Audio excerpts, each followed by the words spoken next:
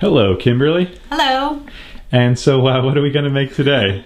We are going to make a soda culture. So this will be a culture that we can use to make a fermented soda.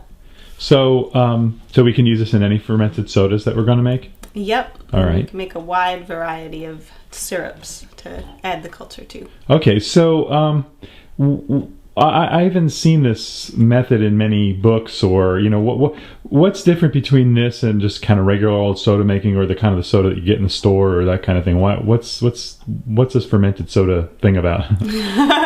Well, I think this is how sodas were more originally made, and so they end up being kind of a health tonic rather than something that is detrimental to our health. So whenever we ferment something, we're creating a live food that's going to help our bodies when we drink it. So when you drink one of these sodas, you feel kind of uplifted and like you're drinking something that has a lot of health in it, and it has natural enzymes and microorganisms that aid our digestion and help us to process our food more effectively. So we're actually getting more nutrients out of our food by drinking a soda along with it. Oh, well, that's awesome. I like that. I like that I can drink a soda, and I can tell everyone here that they taste amazing. So you can drink a soda with your food and feel good about it, right? Yeah, and it's really great for kids too because they love sodas, and being able to give them a soda and have that be a healthy thing is pretty exciting. That's right. So, all right. So what do we got here? So what we have is a ginger root. This is a rather large piece of ginger root. We won't need this whole thing. And we have just some white sugar in our sugar jar. Mm-hmm. And then we have a quart size mason jar and some cheesecloth and a little rubber band. So those are the materials. All right, so we got this little rubber band and a cheesecloth, piece of cheesecloth. You get it at any supermarket. Ginger, any supermarket. Sugar, any supermarket. Well, that's interesting that we're using sugar, huh? A lot of people, that'd be counterintuitive health-wise too. It's true. Generally, we don't use a lot of sugar in our house, but in making these fermented sodas, that's one place where I do use sugar because the sugar actually is providing a food for the microorganisms that make the soda live. So a lot of the sugar gets processed in the course of making the soda. So you're not actually drinking so much sugar because it's part of the process of making the soda. Okay, great. So what do we do?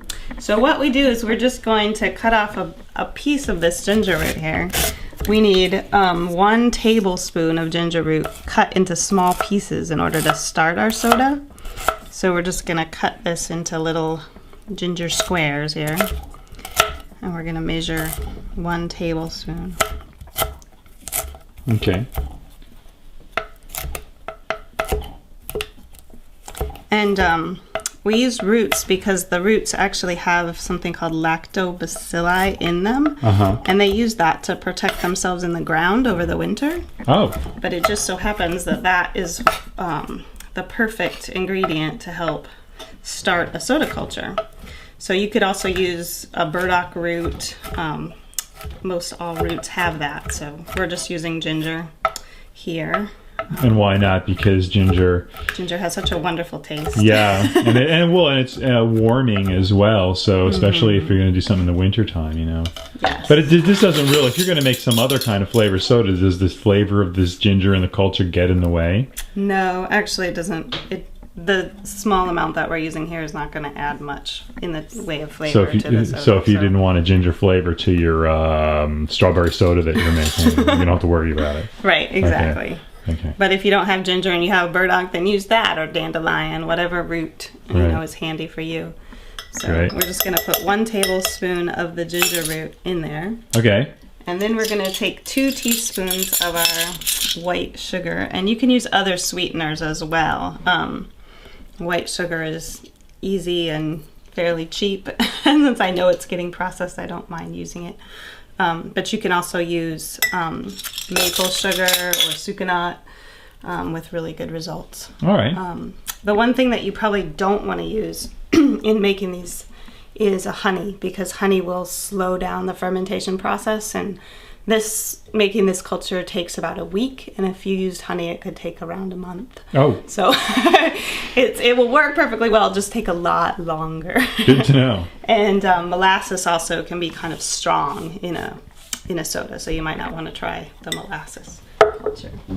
So now what we're going to do is we're just going to take this over to our sink and we're going to add filtered water to it until it's about 3/4 of the way full. And you do want to use filtered water or bottled water, something that doesn't have the chlorine in it, because the chlorine can also inhibit the fermentation process. Oh, so you didn't fill that all the way? No, I'm filling it 3/4 full, and then I'm just going to stir it. And stir it really well. The soda cultures really like to be stirred and moved more than once a day. So once I get this set up, I'm going to come back to it tonight and stir it again. So stirring it often and stirring it, you know, pretty aggressively like that is great. So for the first week you do this, you stir it every day, or?